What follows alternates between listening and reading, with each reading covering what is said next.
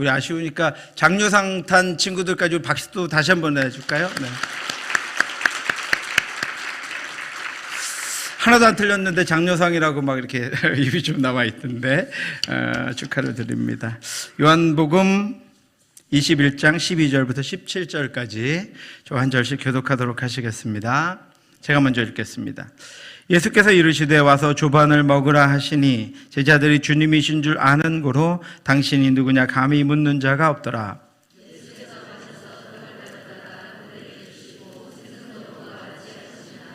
이것은 예수께서 죽은 자 가운데서 살아나신 후에 세 번째로 제자들에게 나타나신 것이라.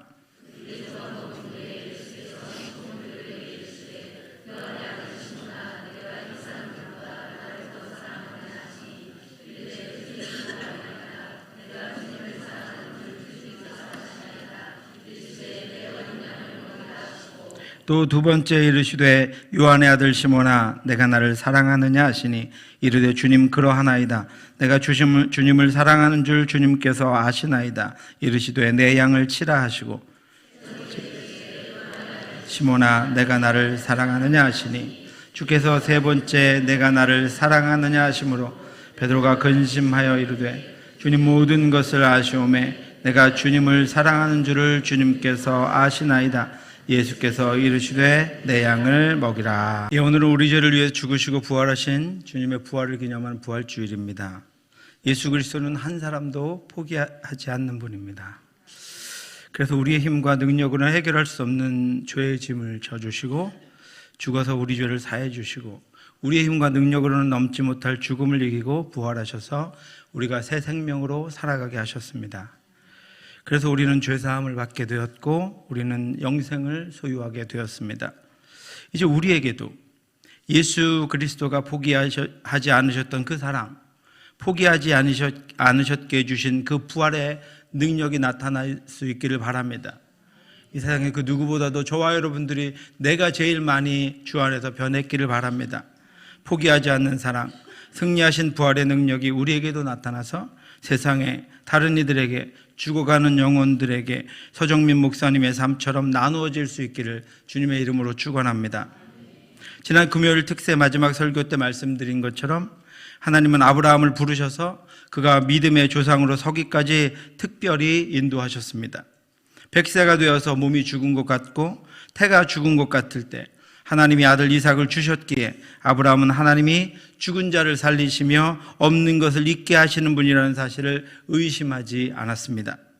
그런데 여러분 아브라함에게뿐 아니라 베드로에게도 그런 일이 일어났습니다.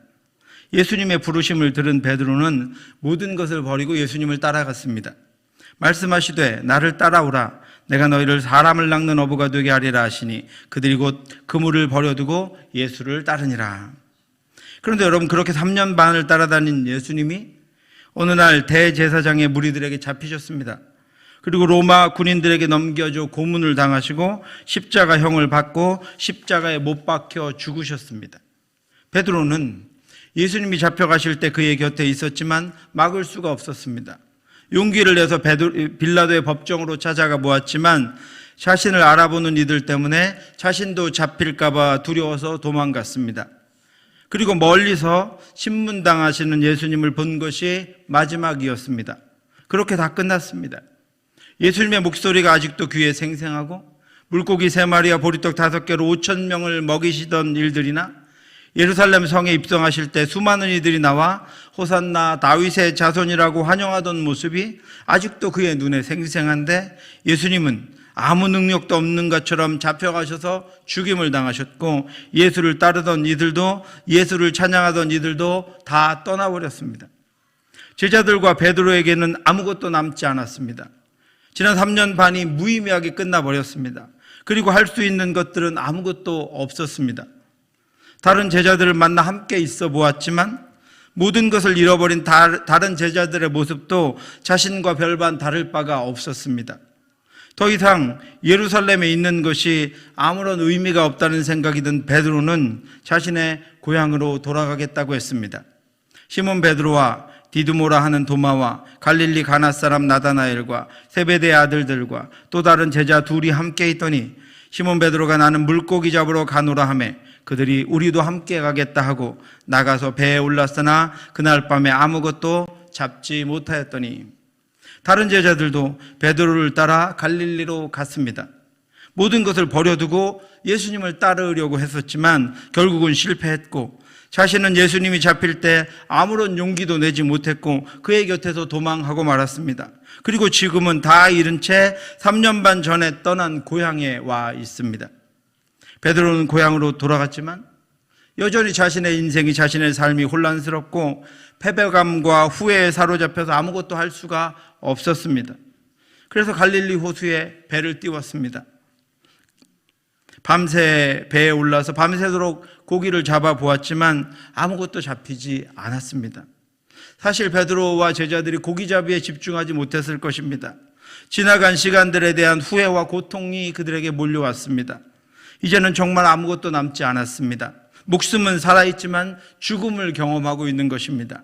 다 잃어버리고 기대도 소망도 당장 할 수 있는 것들도 다 사라진 죽은 것과 같은 상태를 경험하고 있었습니다. 그렇게 아무것도 잡지 못하는 죽음의 시간이 밤새도록 계속되고 있는데 부활하신 예수님이 새벽에 베드로와 제자들을 찾아오셨습니다. 날이 새어갈 때 예수께서 바닷가에 서셨으나 제자들이 예수신 줄 알지 못하는지라. 반쯤 정신이 나가서 예수님을 알아보지 못하는 베드로에게 예수님이 먼저 말씀하셨습니다.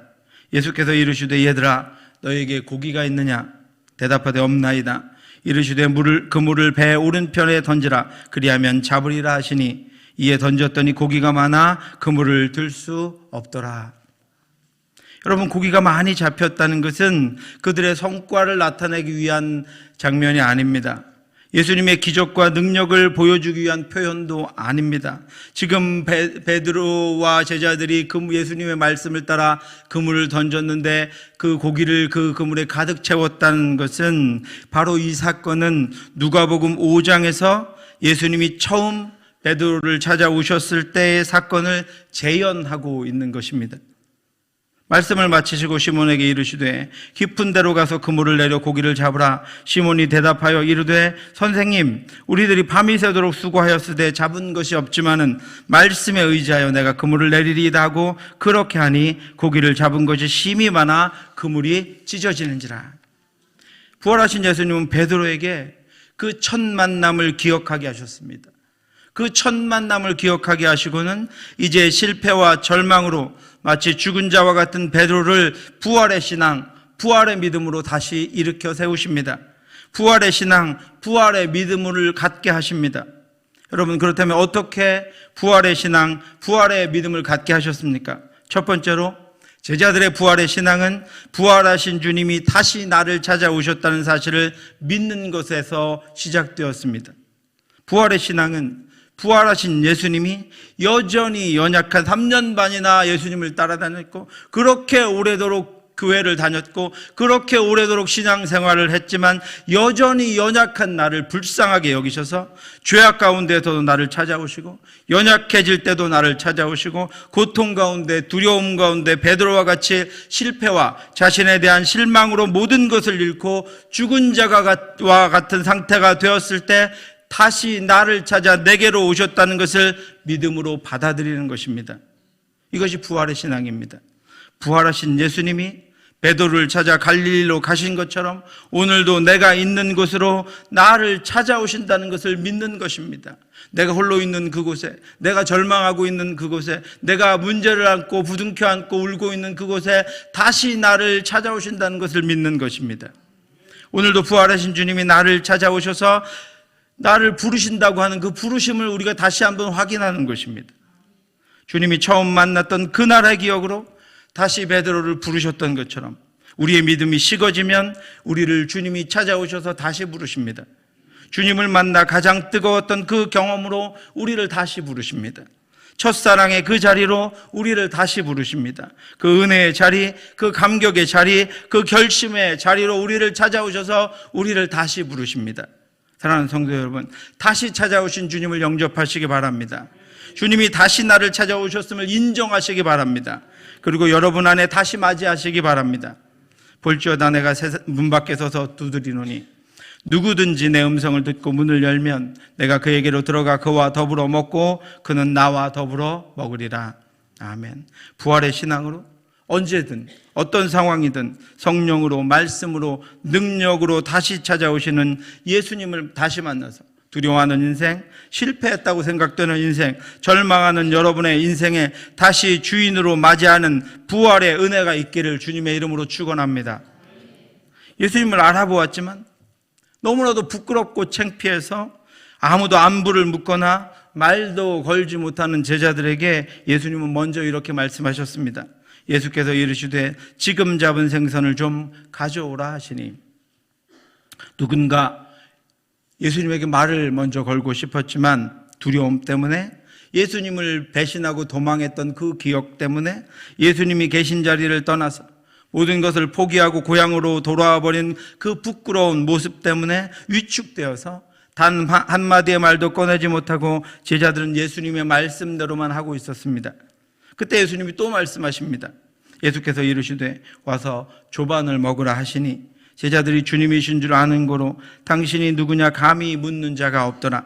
예수께서 가셔서 떡을 가져다가 그들에게 주시고 생선도 그와 같이 하시니라.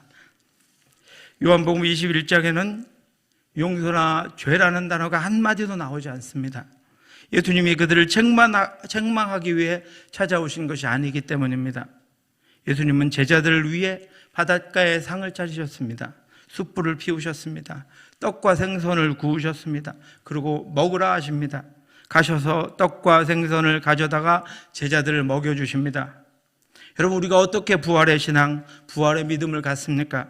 두 번째로 부활의 신앙은 다시 나를 찾아오셔서 베풀어 주시는 은혜의 자리에 앉아서 그 은혜를 누리는 것입니다.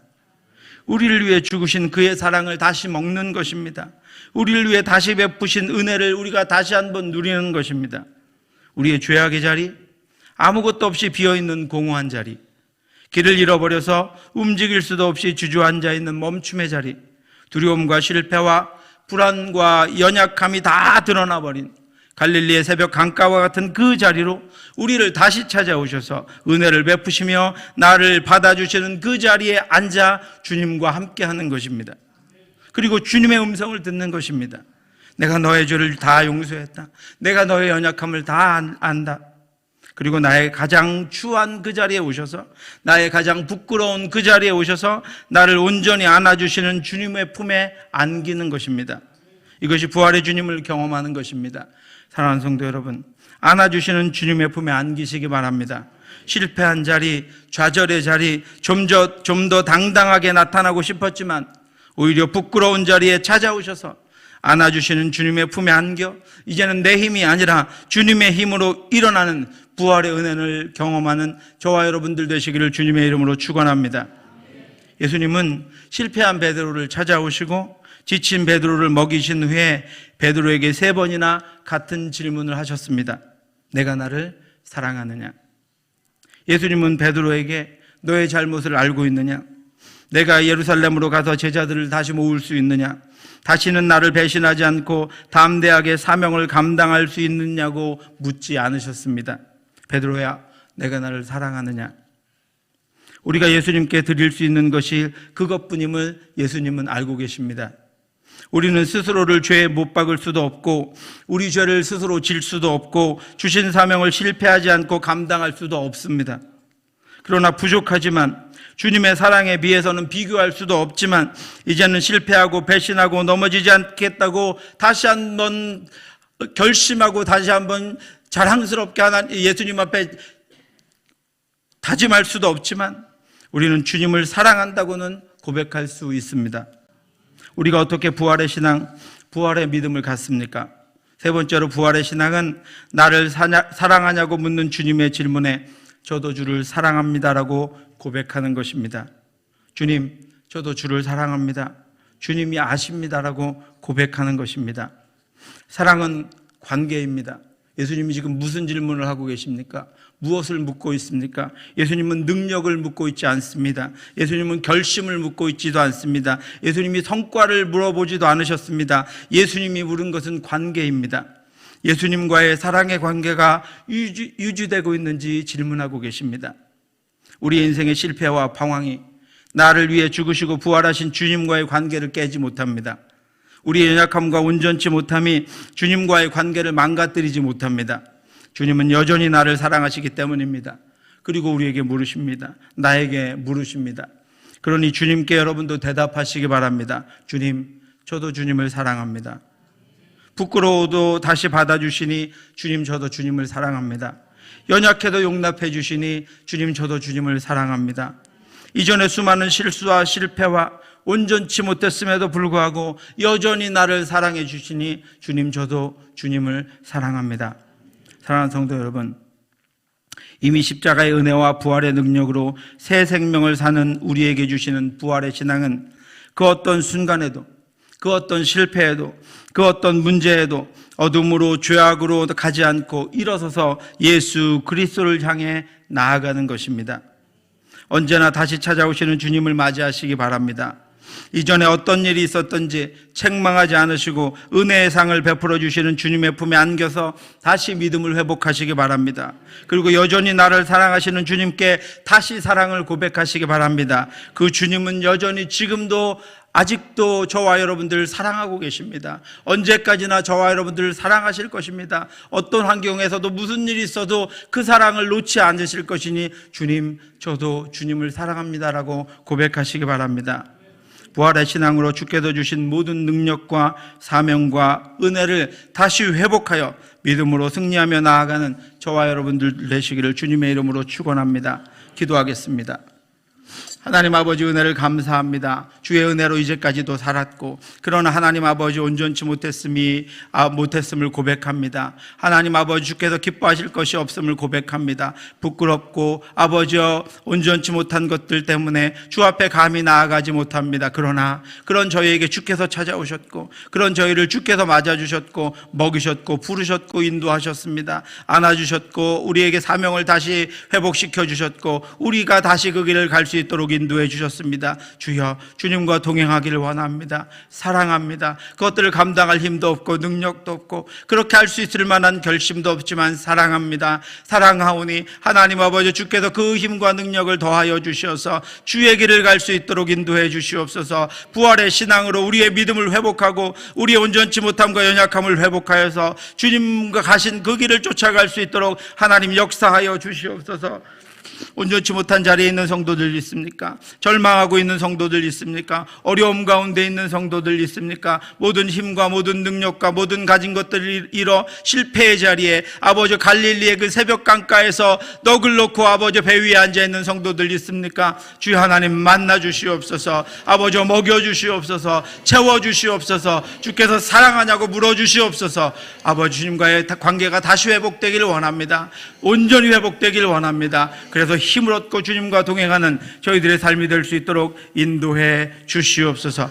모든 말씀 예수님 이름으로 기도드렸사옵나이다.